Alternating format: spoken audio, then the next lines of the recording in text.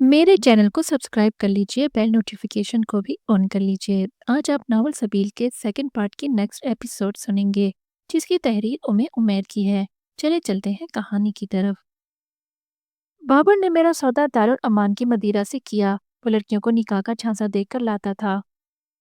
माजी मैं वालदैन की इकलौती औलाद थी। बहुत दुआओं इल्तिजाओं के बाद पैदा हुई। मेरी पैदाइश से कबल मेरे चांद बहन भाई पैदा होते ही अल्लाह को प्यारे हो गए। मेरी पैदाइश पर मेरा जिंदा बच जाना मेरे वालदैन के लिए किसी असीम नेमत से कम न था। मेरी पैदाइश से लेकर होश न संभालने तक मुझे बहुत नाज़ों और नखरों से पाला गया। कभी मैं दर्द सर का शिकवा करती तो मेरे वालदैन तड़प कर रह जाते और मेरा मामूली बुखार भी इनकी बर्दाश्त से बाहर हो जाता था। आंसुओं की लड़ियां हादिया के किताबी चेहरे को भिगोने लगी। फारिस ने इसके मखरूती हाथों को अपने मजबूत हाथों में लेकर हिम्मत बनाई।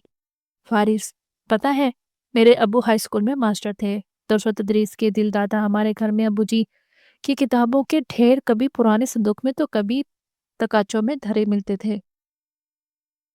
अब्बू जी के मशगले की देखा देखी मुझे भी मुताले का शौक कम उम्री से ही हो गया। गोया मैंने मैट्रिक 14 बरस की उम्र में पास कर लिया। मैं पंजाब बोर्ड में अव्वल आई। वो चंद लम्हों के लिए थमी और अपने नम आलूद आंखों को बंद कर लिया। फारिस ने आगे बढ़कर इसके आंसू चुन लिए। मैं हूं ना तुम्हारे साथ, और तुम तो बहुत बहादुर लड़की हो ना। तन तनहा बड़े बड़े तूफानों का मुकाबला करती हुई यहाँ तक मेरे पास पहुंची हो। हिम्मत और हौसला ही रखो यार। उसे खुद में बीच कर दोबारा सहलाने लगा। फारिस, पता है, मेरी कामयाबी पर मेरे वालिदैन ने तमाम करीबी रिश्तेदारों को घर में तकरीब मुनक्कद करके बुलाया। मेरी पसंद के फरमाइशी खाने पकाए गए, मेरे लिए खास लिबास खरीदा गया। मेरे अब्बू अकेले ही भाई थे, बाकी सब सौतेले रिश्तेदार थे। मगर मेरे अब्बू की सिला रहमी की बदौलत हमारी गुजर बसर बहुत अच्छी रही थी।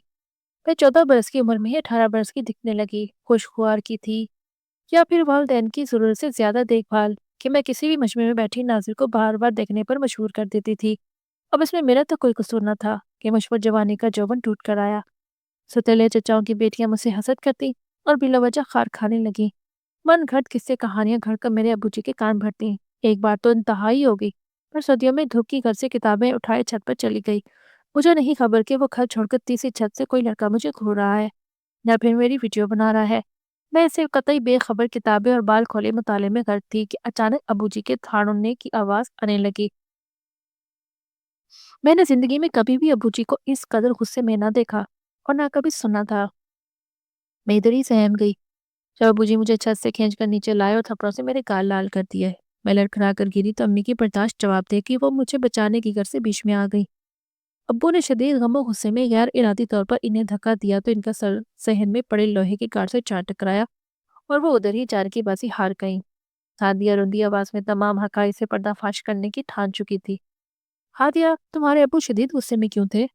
छत पर मौजूद लड़के ने मेरी वीडियो बनाकर अब्बू को भेज दी थी। मैं शायद पहले भी भेजता रहा हो, या फिर इसने अपनी तरफ से कुछ गलत चीजें भी शामिल की हों।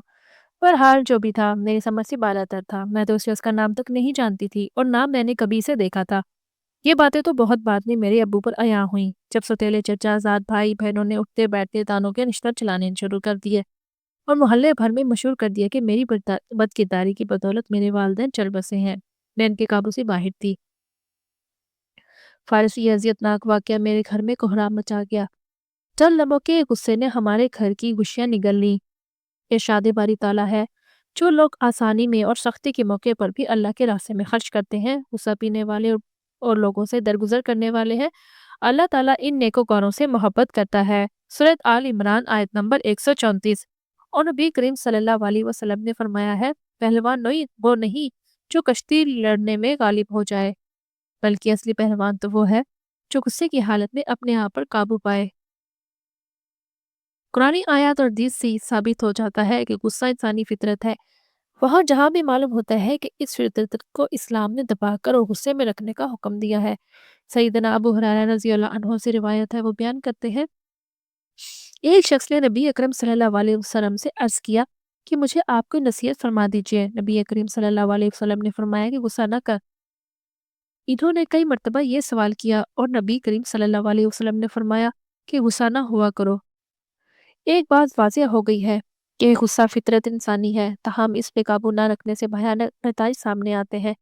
میاں بیوی میں جدائی، اولاد والدین میں دوری، بہن و بھائی میں اختلاف، فرد و معاشرہ میں بگاڑ، دنیا میں ظلم و بربریت اور فتنہ فساد کی جڑ غصہ ہے۔ جب تک غصہ دبا ہوتا ہے تب تک فتنہ فساد نہیں ہوتا، اور جب غصہ بے قابو ہو جاتا ہے تو فتنہ فساد بھی اپنا منہ کھول لیتا ہے۔ ایسے موقع سے شیطان کافی فائدہ اٹھاتا ہے اور دو فریق میں نفرت و انتقام کی آگ بھڑکاتا ہے، اور انسان بلا دریغ ایک دوسرے کا خون کر بیٹھتا ہے۔ غصے کے برے اثرات انسانی جسم و روح پر بھی مرتب ہوتے ہیں۔ چہرہ دیکھ کر ہم بھانپ سکتے ہیں کہ آدمی غصے میں ہے۔ رگیں پھول جانا، چہرہ سرخ ہو جانا، سانسوں میں تیزی پیدا ہونا غصے کی علامت ہے۔ یہ معدے کی شکایت، کولیسٹرول کی زیادتی، آنتوں کی پریشانی، قوت مدافعت کی کمی، فالج کا خطرہ اور دل کے امراض کا سبب بھی بنتا ہے۔ اسی طرح مرض جرکان سے لے کر سر درد، یاداشت، غور و فکر اور نظام اعصاب تک متاثر کرتا ہے، بلکہ یہ موت کا بھی کارن بن جاتا ہے۔ امی کے نیچے گرتے ہی ابو کا غصہ ٹھنڈا پڑ گیا اور وہ اپنے ہوش و حواس بحال ہوتے ہی امی کو جھنجھوڑنے لگے، مگر امی تو جا چکی تھی۔ اب وہ اپنے اس غیر ارادی عمل پر اس قدر غمزدہ ہوئے کہ موقع پر دل کے دورے سے جا بسے۔ میں 14 سالہ لڑکی تنہا دنیا کی ستم ظرفی کی نظر ہو گئی۔ ننیال تو تھا ہی نہیں، کیونکہ میرے ابو میری امی کو شمالی علاقہ جا سے خرید کر لائے تھے۔ میری امی پٹھان خاندان سے تعلق رکھتی تھی، مگر اپنے میکوں سے تعمر لا تعلق نہیں۔ شاید ان کے میکوں کو بھی ان کی چاہنا تھی، یا پھر ان کے والدین کو 8 بیٹیوں کا بوجھ اتار پھینکنے کے بعد اپنی بیٹیوں میں دلچسپی نہ رہی تھی۔ میرے ابو کے سوتیلے رشتہ داروں نے اہل محلہ کے ساتھ مل کر میرے والدین کی تدفین جیسے فرائض نبھائے۔ مجھے اس وقت کچھ ہوش نہ تھا۔ ہوش تو اس وقت آیا جب ان سوتیلوں کے ظلم بڑھنے لگے۔ میں چچاؤں کی بیٹیوں سے کئی گنا خوبصورت اور صحیح تھی، اور ابو کے مکان کی اکلوتی وارث، جو کہ ابو نے اپنی زندگی میں ہی میرے نام کر دیا تھا۔ سب سے بڑی سوتیلی چچی کی نظر ہمارے مکان پر تھی، جو ایک دن ان لوگوں نے مجھے خوب مارا پیٹا اور ڈرایا دھمکایا کہ میں اس مکان کو چھوڑ کر خود سے کہیں چلی جاؤں، تاکہ وہ لوگوں کو بتا سکے کہ میں بد چلن تھی، جس کی وجہ سے میرے والدین چل بسے۔ اہل محلہ کی ہمدردیاں بٹورنے کے لیے میرے چچا میرے گھر منتقل ہو گئے۔ ان کا بڑا بیٹا بد نظر اور عہدے چہدے کا بد کردار تھا۔ میں اپنے ہی گھر میں ہر وقت چھپتی پھرتی، بڑی چادر میں خود کو چھپائے دن کا بیشتر حصہ برتن اور کپڑوں کی دھلائی میں صرف کر دیتی تھی۔ تب کہیں جا کر روکی سکی ایک روٹی نصیب ہوتی تھی۔ چچی سے جتنا ہو سکا مجھ پر مظالم کے پہاڑ توڑ دیے۔ والدین کی وفات کے بعد 6 سے 8 ماہ ہی گزرے ہوں گے کہ میرا سوتیلا چچا مجھے ایک دن بہانے سے عید پر کپڑوں کی خریداری کے لیے بازار لایا، اور پھر بازار کی بجائے مجھے دارالعمان لاوارثوں میں شامل کر کے ہمیشہ کے لیے چھوڑ کے چلا گیا۔ یوں میری زندگی کا ایک تاریک باب بند ہوا تو دوسرا کھل گیا۔ فارس و سوگوار لہجے میں گویا ہوئی۔ میرے والدین کے درمیان کبھی بھی جھگڑا نہیں ہوا تھا۔ یہ پہلا اور آخری جھگڑا تھا جب میری ماں میری وجہ سے زندگی کی بازی ہار گئی۔ ہادی کی ہچکیاں سکوت زدہ کمرے میں گونجنے لگی۔ فارس شدید کرب میں مبتلا، اس کے ہاتھ دوبارہ اپنے ہاتھوں میں لے چکا تھا۔ ہادیہ، تم تو خطروں کی کھلاڑی ہو یار، مجھ سے کئی گنا زیادہ بہادر ہو۔ وہ ڈھارس باندھنے کے لیے پورا کوششاں کر رہا تھا۔ وہ لمبی سانس کھینچ کر دوبارہ گویا ہوئی۔ پتہ ہے، میری اس قابلیت پہ میرے والدین خوشی سے پھولے نہیں سما رہے تھے۔ مجھے پتا ہے میرے ابو ایسا نہیں کرنا چاہتے تھے، مگر دوسروں کی کانا پھوسی اور بھڑکائی گئی آگ ہمارے مختصر کنبے کو جلا کر خاکستر کر گئی۔ ابو کا غصہ شیطان غالب آ گیا اور ہمارا آشیانہ تنکوں کی طرح بکھر گیا۔ تو بولتے بولتے نڈھال ہونے لگی۔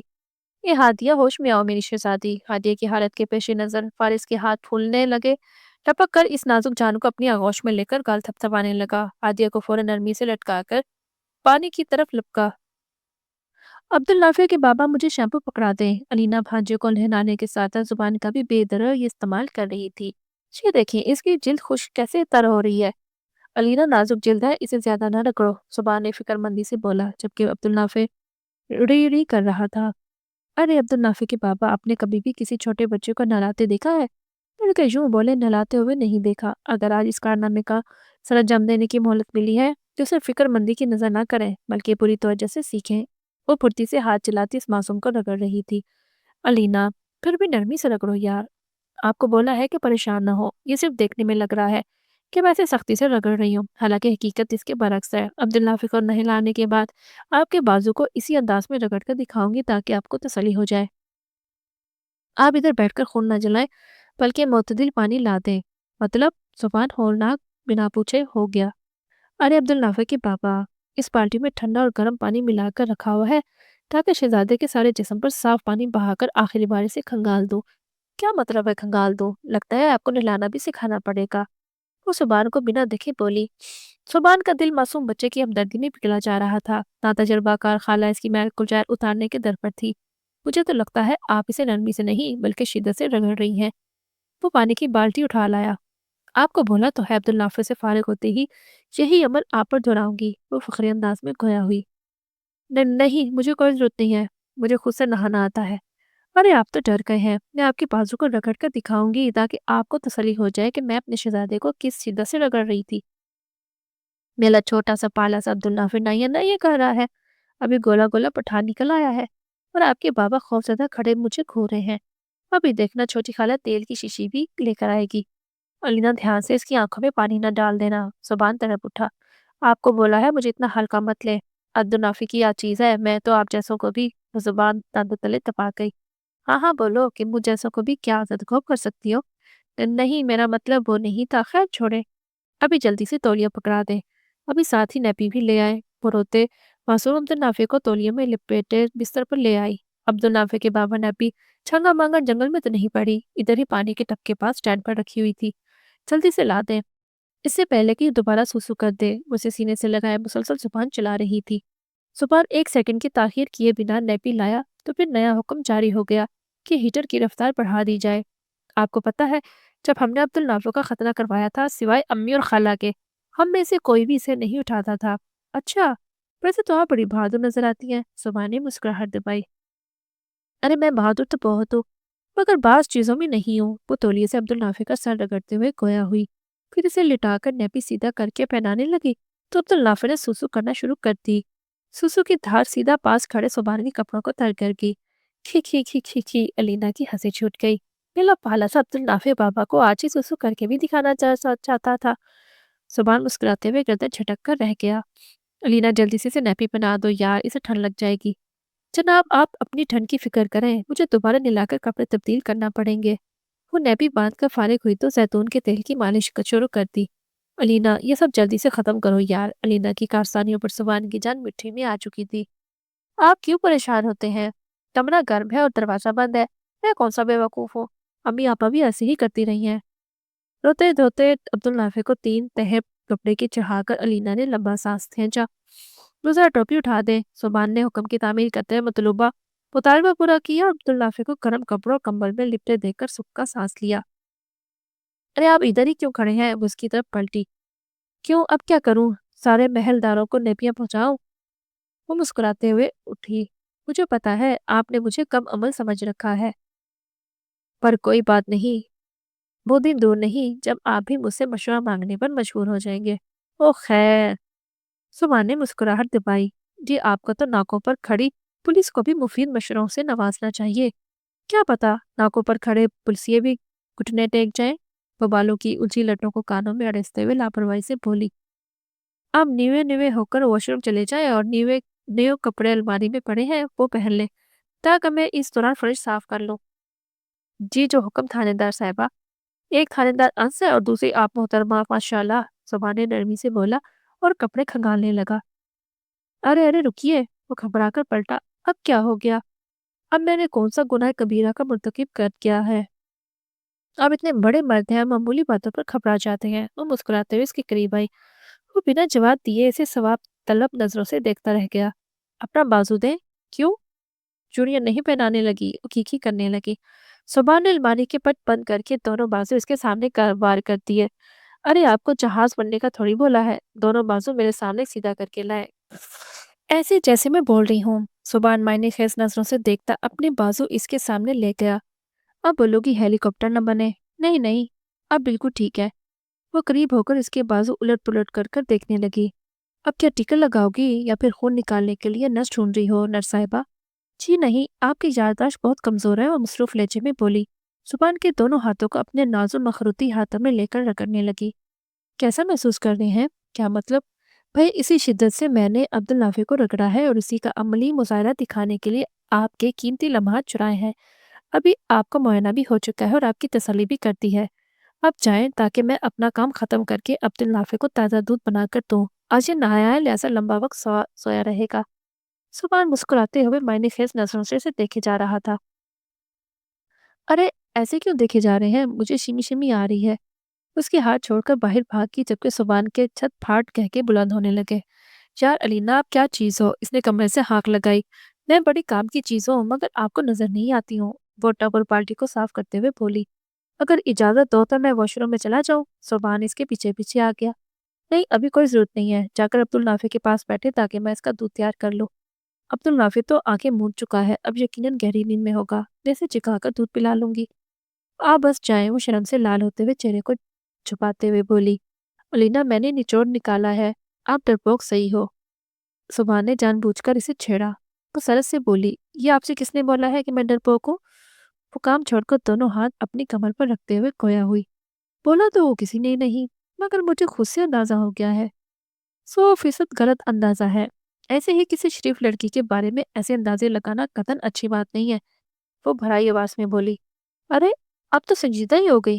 मैं तो मजाक कर रहा था यार। वो घबराकर इसके करीब आन खड़ा हुआ। अच्छा, पता क्या है, मैं गुस्ल से फारिग होकर बाहर से अच्छा सा नाश्ता लाता हूँ। हलवा और पूरी चने खाओगी? ठीक है, ले आए। वो रूठे लठ मार अंदाज में बोली। अब ऐसे तो ना बोलो ना, थोड़ा मुस्कुरा दो। सुबान मिन्नत तलब नजरों से देखने लगा। अब आप भी ज्यादा मुस्किन शक्ल ना बनाए। सुबान की शक्ल देखकर फौरन खिलखिलाई। अगर इजाजत दो तो मैं तुम्हारा हाथ थाम लूं? नहीं। अलीना दोबारा रूठे अंदाज में बोली। मुझे सारे घर की सफाइयां करनी है। अब हाथ थामने से खेल में वक्त का जिया तो नहीं कर सकती। सुबह हक्का बक्का रह गया। अलीना, फिर खुद ही तो कहती हो मैं हीरो की तरह बातें नहीं करता हूँ। तो बातें करने का भी एक मुनासिब वक्त होता है। मैं बाल्टी टब को धोकर अब फर्श धो रही हूँ और आप हाथ थामना चाहते हैं। इस वक्त कोई तुक नहीं बनती। वो साफ कोई सी काम लेते हुए दोबारा वाइपर से फर्श साफ करने लगी। सुबान का जी जहाँ सर पीट ले, इस कदर बेवकूफ और मासूम है। ना मेरी नजरों का मतलब समझती है और ना मेरे जज्बात को समझती है। अच्छा, वही गलती हो गई। आइंदा वक्त के मुताबिक बोलूंगा। और वैसे वो कौन सा वक्त होना चाहिए ये भी बता दो। फिलहाल तो वक्त का सोचा नहीं, जब सोचूंगी तो बता दूंगी। वो सरस से वाइपर के साथ नबरस आमूद हो रही थी। चल सुभान प्यारे, इस नए महाज को सर करने के लिए तवील वक्त दरकार है। बड़े साहब, मरीजा की सांस उखड़ने लगी है, जल्दी से आए। डॉक्टर कल के कमरे के बाहर नर्स भागती हुई आई। वो आंखें मोदे मेज पर पेशानी टिकाए रात के काम की जिम्मेदारी संभाले हुए था। कानों में नर्स की आवाज पड़ते ही एक लम्हे की ताखीर के साथ भागा। तो इसकी नेक्स्ट एपिसोड आप कल सुनेंगे। वीडियो पसंद आई हो तो ज़रूर लाइक करते जाएं और मेरी इस वीडियो को ज़रूर शेयर भी करें अपने दोस्तों के साथ।